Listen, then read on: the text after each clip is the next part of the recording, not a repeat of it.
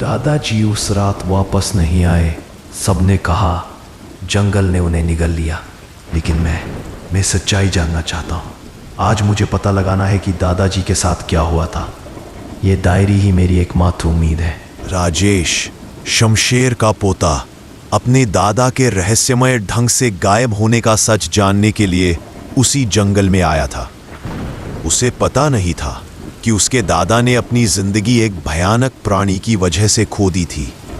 राजेश अपने दादा की तरह लालची नहीं था, लेकिन उसे सच जानने का लालच था।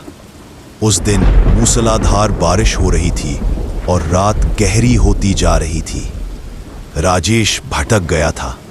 उसने टॉर्च जलाया और उसकी आवाज से उसे एक अजीब सी बेचैनी महसूस हुई।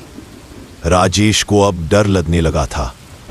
उसे अपने दादा की डायरी का आखिरी पन्ना याद आया, जिसमें उन्होंने लिखा था, अंधेरे का कमल। रात के अंधेरे में जब बारिश ने अपनी गति और बढ़ा दी, राजेश को एक अजीब सी सरसराहट महसूस हुई। यह हवा की नहीं थी, बल्कि ऐसा लग रहा था जैसे कोई भारी चीज पत्तों के ऊपर से खिसक रही हो। उसने टॉर्च घुमाई, लेकिन कुछ नहीं दिखा। तभी उसे ठीक अपने पीछे एक अजीब सी ठंडी हवा महसूस हुई, जो इस नमी भरे मौसम में नहीं होनी चाहिए थी। राजेश ने टॉर्च को जमीन की तरफ घुमाया और जो देखा उसके होश उड़ गए। जहां से आवाज आ रही थी, वहां की मिट्टी गहरे काले और गीले निशान छोड़ रही थी, और वह मिट्टी एक अजीब सी बदबू फैला रही थी।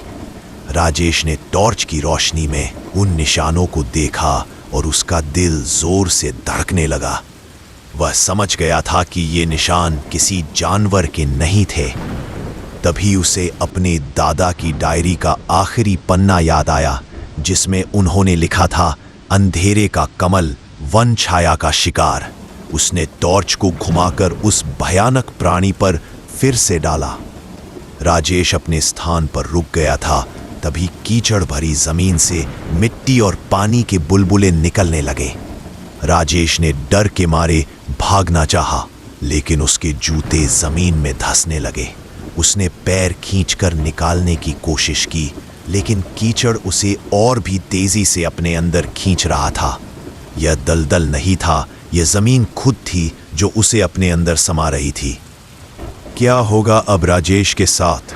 क्या वो इस जंगल से निकल पाएगा और अपने दादाजी का मौत का राज पता कर पाएगा, या वो इन्हीं जंगलों में एक कहानी बन के रह जाएगा?